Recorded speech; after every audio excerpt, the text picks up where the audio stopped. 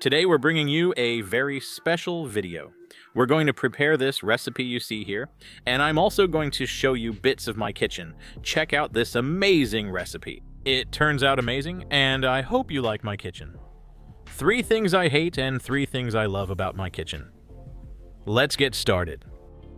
After I got my new kitchen, there are things I love, but there are other things I just can't stand. And the worst part is that I didn't realize it until I started seriously cooking in it, and then all the little things started to show up. I'm Vidi, this is Grandma's Kitchen, and I'm going to show you 3 things I hate and 3 things I love about my new kitchen while I prepare a super easy recipe that my family loves. Super easy. Today we're making baked eggs with tomato sauce and chorizo. One of those cheap recipes. Super cheap, and they always turn out great. Stick around until the end, because I'm sure I'll share a little trick. We start the recipe with a good splash of olive oil in a pan. We turn on the heat, medium heat, and start chopping an onion. We want it chopped into small pieces, and we also want a clove of garlic, which will add flavor and a bit of a kick. We chop both things, and once we have them ready, we go to the pan. Sauté until the onion looks like this. We want it very soft, not crunchy at all, because that would ruin the dish. First thing I hate: black oven and microwave. They look very nice, they go really well with the fridge, but they get dirty just by looking at them. So I spend my life cooking, cleaning, and cleaning, because you can see all the fingerprints. Look, all of this here is full of fingerprints. So very nice, but not practical at all. I don't like it. Let's continue with the recipe. Next ingredient, a piece of chorizo. If it's one of those dry cured ones, even better. And I say a piece because you can use as much as you like. What we're going to do is cut it into thick slices so they hold up during cooking. I think this is enough for me. Do you see how nicely softened the onion is? Just like I have it? Alright, in goes our chorizo, and we're going to cook it over medium heat, stirring occasionally so it releases the paprika, so that the inside stays a little reddish and has a really great flavor. And now, let's move on to something that I really love. The soap dispenser. It might seem silly, but not having the bottle lying around is truly wonderful. Well, our little chorizo has been here for 5 minutes. It's released its fat and that fantastic paprika, and I think this step is ready. You can see how the onion has turned red, and that's the perfect point for this step. Let's continue. Second thing I don't like about my kitchen, the breakfast nook light. The idea is good, and at night it's cool. You come in and just have to turn this on. But what's the problem? The switch to turn it on, let me show you, is too hidden, and it's hard to find, especially if you come in at night in the dark. So I think this thing I have here shouldn't be so hidden here. It should be higher up around here. That would be much cooler. So I don't like the LED light in the breakfast nook. Noted. Another one of my favorite little things next to the stove for cooking, a spice rack this pretty. All the spices at hand.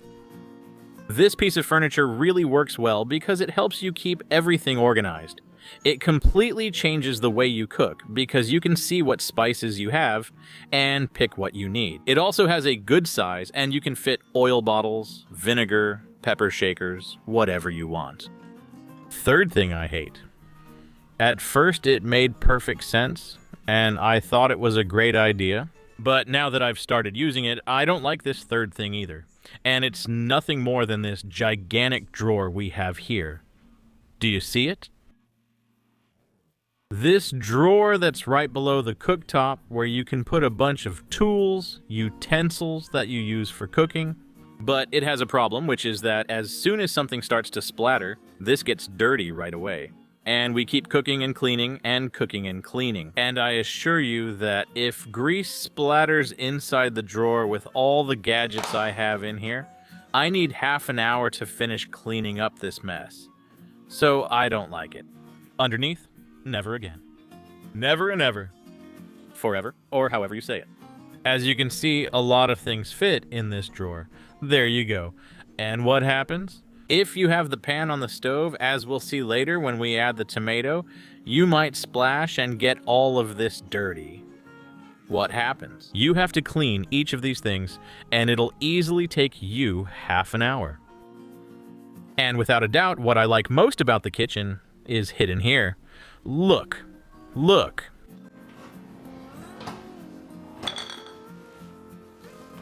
This cabinet is full of tomato sauces, all kinds of sauces, and I assure you, I use it every day. And the tomato sauce we're gonna use today for the recipe, it's this one right here. It works great for us. Fried tomato sauce. For the jar. The truth is, the storage capacity of this cabinet is amazing, and it goes from floor to ceiling, so you can fit a lot of things in here. I've already chosen the sauce. In it goes fried tomato sauce. We need about 400 grams of fried tomato sauce. Fried tomato sauce. We add it and let it cook over medium heat. Let it reduce for 5 minutes. That's all. It already smells wonderful, and soon our baked eggs will be ready. Wow, I love this recipe. As soon as the sauce looks as amazing as you see in the picture, it's time to add the peas, which are the base of this dish. 300 grams of peas, and I'll tell you in advance, frozen peas work just fine, so don't worry. Add them in, add salt to taste, and a little pepper if you want. Stir and cook for 5 minutes so all the flavors blend together. And it'll be ready in no time. Friends, unfortunately, the perfect kitchen doesn't exist. But if you look for the little things that make your life easier, the time you spend in the kitchen will get so much better. So pay attention to these little details and the ones I keep mentioning. Put them in your kitchen because they work like a charm. Well, when you have your peas, your onion, your chorizo, and everything else looking just like what you see here, turn off the heat and start preheating the oven to 180 degrees Celsius with heat from above and below. And if you know how to easily remove those fingerprints or keep them from showing up again, don't wait any longer. Come on, let me know in the comments. I need it now, and we all want to learn. Go for it. Here in these cute little casseroles is where I'm going to serve my individual portions. These baked eggs, and I also want to tell you that you can adapt the recipe to your liking. There's no problem at all. You can add ham, you can add bacon, you can add salami. Any kind of cured meat works great. You can give it a spicy touch with a few drops of sauce. What's it called? Valentina. Lately, I can't find it. If anyone knows which supermarket I can buy it at, let me know in the comments, and I'll go get it. Or also with paprika. Spicy smoked paprika works great. If you want to add more vegetables, no problem. I've tried it with wild asparagus and it turns out great. You can also add a bit of leek at the beginning, carrot for a sweet touch. Add it when the peas go in, and that's it. Sliced very thin. It goes well with almost anything. And once I tried it with mushrooms and I really liked it too. So it's up to you. However you want, it turns out great. As soon as you have your oven-safe small casseroles or a large dish, which also works, ready, add our delicious mixture. Here it goes. I'm going to prepare 2 for lunch, and I'll save the other 2 for dinner. Because you get 4 servings with the ingredients in this recipe. Last ingredient, 1 egg for each of the casseroles. I have them here because that way I make sure no shell gets in. You make a little hole in the middle of each one, and then you add the finishing touch. Delicious. An egg in each little hole, and from here, we go to the oven. And we bake for 10 to 12 minutes, depending on how cooked you want the egg yolk. I left them for 10 minutes, and they look amazing. After the time is up, we take them out and let them rest on a rack before serving. Because if not, someone's gonna burn their fingers picking up the little dish. That's for sure. And if you want to take away a bit of the sadness from that hidden button that can't be fixed anymore, give me a like, man. Just give me a thumbs up. It helps me a lot. It doesn't cost you anything, and it's totally free. It helps me keep uploading videos like this. I've only let them rest for just a minute, and look how great they look. They're ready now.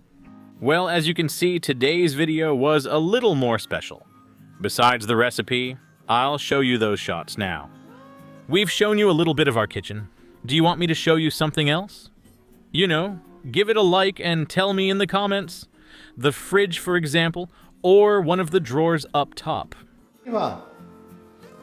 More things from down here. Tell me in the comments, and I'll do it. Well, that's it. To the table. These baked eggs turned out spectacular. You see, they look amazing.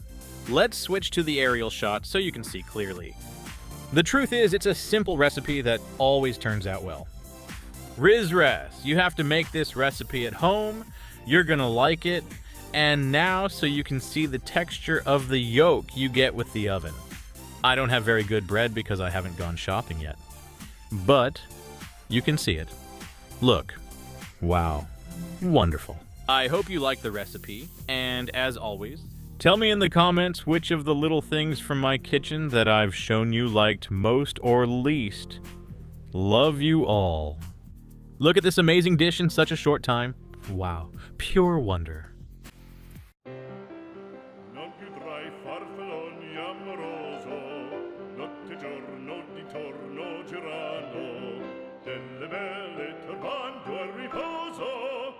Ci situato giro d'amor, delle belle turbando e riposo, Narcisetto